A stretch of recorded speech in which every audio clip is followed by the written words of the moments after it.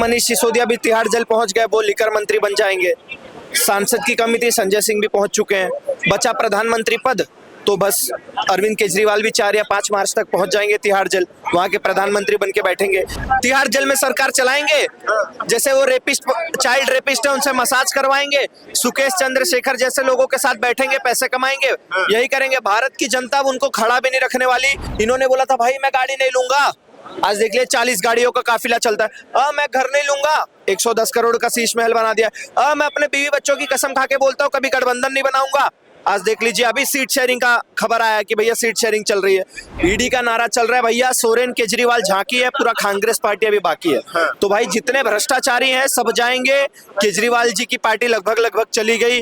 लालू यादव चारा घोटाले में अंदर है, अखिलेश यादव भी लगभग घोटाले में अंदर है, टोटी चोर। केजरीवाल की पूरी पार्टी अंदर है। तो भैया अगर मोदी अंदर करवाने का काम कर रहा है तो इनके लिए अन्याय कर रहा है, और वही जो इनके लिए अन्याय है वही जनता के लिए न्याय है। जब तक मोदी ऐसा अन्याय कर रहा है तब तक मैं मोदी को वोट दूंगा, और जिस दिन मोदी ने अन्याय करना बंद कर दिया उस दिन से मैं मोदी को वोट देना बंद कर दूंगा, और इसका फल बराबर मिलेगा। हम मोदी जी को इसका सबक सिखाएंगे, अब की बार उनको जबरदस्ती 400 पार लेके जाएंगे। सर देखो, केजरीवाल को आप भी सीरियसली मत लो, भारत की जनता भी सीरियसली नहीं ले रही।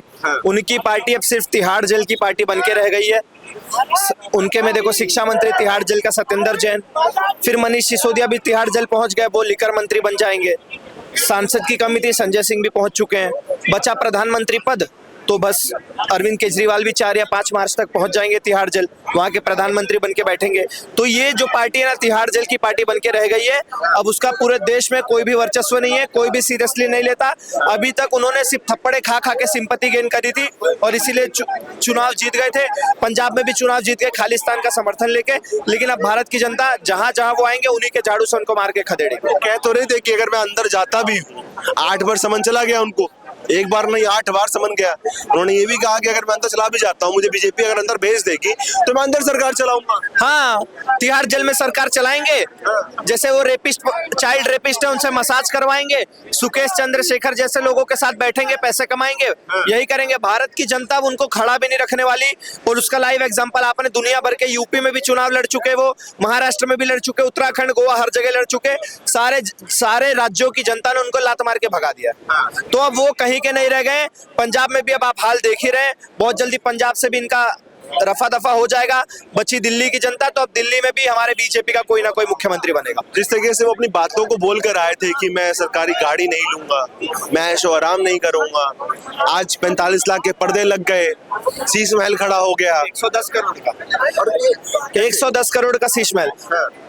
जैसे इमरान खान ने पाकिस्तान में बोला था ना, जो यू टर्न ना ले वो नेता कैसा, बस उसी की फिलोसफी पे, उसी के पॉलिसी पे हमारे केजरीवाल जी भी चलते हैं।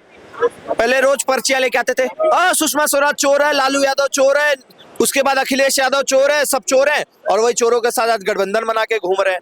इन्होंने बोला था भाई मैं गाड़ी नहीं लूंगा, आज देख लिया 40 गाड़ियों का काफिला चलता है। मैं घर नहीं लूंगा, 110 करोड़ का शीश महल बना दिया। मैं अपने बीवी बच्चों की कसम खा के बोलता हूँ कभी गठबंधन नहीं बनाऊंगा, आज देख लीजिए अभी सीट शेयरिंग का खबर आया कि भैया सीट शेयरिंग चल रही है। तो अरविंद केजरीवाल जी ने जीते जी अपने बच्चों का भी निधन करवा दिया। ये आज तक ऐसा एक भी पॉइंट नहीं है जहां से इन्होंने यू टर्न ना लिया हो, तो ये मिस्टर यू टर्न है। और आज अब आने वाले चुनाव में दिल्ली की जनता भी, पंजाब की जनता भी यू टर्न लेगी और अरविंद केजरीवाल को लात मार के भगाएगी। 24 के चुनाव में उनका जो सपना है प्रधानमंत्री बनने का, वो साकार होगा क्या? होगा ना, बताया तो। अब तिहाड़ जेल के प्रधानमंत्री माननीय केजरीवाल जी बनेंगे, वहां दारू, एक पे एक दारू फ्री दे, एक पे एक शिक्षा फ्री दे, रेपिस्टों से इलाज करवाए।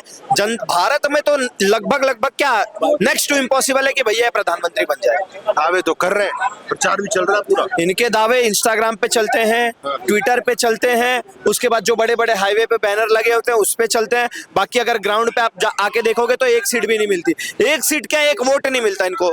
ऐसे चोर पार्टी है ये। तो भैया आप इनके दावों को अगर सीरियसली लेने लग गए ना, तो भैया फिर राहुल गांधी के जो 50 + 15 73 वाले दावे हैं उसको भी आपको सीरियसली लेना। आरोप ये भी लगा देते हैं ना कि अगर जो मोदी जी के टक्कर में खड़े होने की कोशिश कर रहा है उस पे ईडी के छाए पड़ जा रहे हैं। ईडी ना फुल स्वैग में काम कर रही है। ईडी का नारा चल रहा है भैया, सोरेन केजरीवाल झांकी है, पूरा कांग्रेस पार्टी अभी बाकी है। तो भाई जितने भ्रष्टाचारी हैं सब जाएंगे। केजरीवाल जी की पार्टी लगभग चली गई, उसके बाद झारखंड से सोरेन भी चले गए, वहां देख लीजिए शहनवाज शेख, शाहजहां शेख भी चला गया। तो जितने भ्रष्टाचारी है सब जाएंगे। पैसे तुम्हारे घर से निकलते हैं, भ्रष्टाचार तुम करते हो, डरते तुम हो, माफिया तुम मांगते हो, तो भैया अंदर भी तो तुम ही जाओगे ना। चुनाव के लिए पैसे जमा कर रहे हैं मोदी जी कह रहे हैं। हाँ तो अच्छी बात है, जमा कर रहे हैं भाई। मैं दूंगा पैसे मोदी जी को, हमारे जैसे आम जनता देगा, जितना हमारी कैपेसिटी है हम देंगे भैया। तुम जीतो ना, तुम हमारे राष्ट्र हित की बात करोगे, तुम हमारे देश हित की बात करोगे, तुम हमारी शिक्षा सुरक्षा की बात करोगे, तो भैया हम तुम्हें ही जिताएंगे फिर। जो आरोप उन पे मोदी जी पे लग रहे हैं कि मोदी जी भ्रष्टाचारी हैं और उन्होंने देश को बेच दिया, उसको कैसे देखते हैं? मैं चाहूंगा ना मोदी जी केंद्र में तो बेच ही रहे देश, 28 का 28 राज्यों में देश बिक जाए। हमारा जो भारत 10वें नंबर से चौथे नंबर पे आ गया है, वैसे ही हर राज्य भी चौथे तीसरे नंबर पे आ जाए भैया। मैं चाहूंगा ऐसे ही डेमोक्रेसी खतरे में रहे पूरे 28 के 28 राज्यों में, ऐसे ही देश बिका रहे, ऐसे ही मीडिया पाबंद रहे। मुझे विकास चाहिए, सुरक्षा चाहिए, स्वास्थ्य चाहिए, वो तीनों चीजें मुझे मिल रही है। अब आलू टमाटर के पीछे जिसने जिसने वोट दिया ना, फॉर एग्जाम्पल आप ले लो दिल्ली, यहाँ की जनता का हाल देख लो, आप देख लो बंगाल, वहां की जनता का हाल देख लो, कर्नाटक देख लो, केरल देख लो, यहाँ के लोगों ने आलू सस्ता हो, टमाटर सस्ता हो पे वोट दिया था। आज वहां की जनता के आप हाल देख लो, आपको खुद समझ में आ जाएगा। और जहां पूरे राज्य के लोगों ने सिर्फ सुरक्षा, शिक्षा और स्वास्थ्य को मद्देनजर में रखते हुए वोट दिया था, यूपी, आज वहां का हाल देख लो। कह तो रहे तानाशाह हो गए। तानाशाह ऐसे तानाशाह हो गए कि भैया $1 ट्रिलियन की जीडीपी बनने वाला है यूपी। तो भैया मैं तो चाहूंगा ऐसी तानाशाही पूरे हर राज्य में रहे ना। हमें तो विकास से मतलब है ना। आज नॉर्थ ईस्ट पहले कैसा था आज देख लो, कश्मीर पहले कैसा था आज देख लो, G20 समिट होस्ट कर रहा है, इसके पहले सिर्फ बम गोले छूटते थे, पाकिस्तान जिंदाबाद के नारे लगते थे। तो भैया मैं तो चाहूंगा ऐसा ही रहे, डेमोक्रेसी ऐसे ही खतरे में रहे आगे आने वाले 50 सालों तक। डेमोक्रेसी वाकई में खतरे में, कह रहे हैं कि लोकतंत्र खत्म हो जाएगा, ये जो चुनाव का प्रक्रिया है ये भी खत्म हो जाएगी एक टाइम पे आके। ये जो German shepherd so called Dhruv Rathee के तलवे चाटने वाले लोग हैं ना, और ये जो राहुल गांधी के तलवे चाटने वाले लोग हैं, वही लोग बोलेंगे डेमोक्रेसी खतरे में। डेमोक्रेसी खतरे में होने के बावजूद तुम मोदी मर जाएगा, पता नहीं क्या हो जाएगा, उसके बाद तुम यहाँ पे बैठ के आंदोलन चला रहे हो। डेमोक्रेसी खतरे में होने के बावजूद तुम खालिस्तान की मांग कर रहे हो। डेमोक्रेसी खतरे में होने के बावजूद तुम रात को 9 बजे टीवी डिबेट पे आ जाओगे, मोदी कुत्ते की मौत मरेगा, ये ऐसा है वैसा है। ऐसा कौन सा तानाशाह है भैया जो इतनी बात सुनने लग जाए?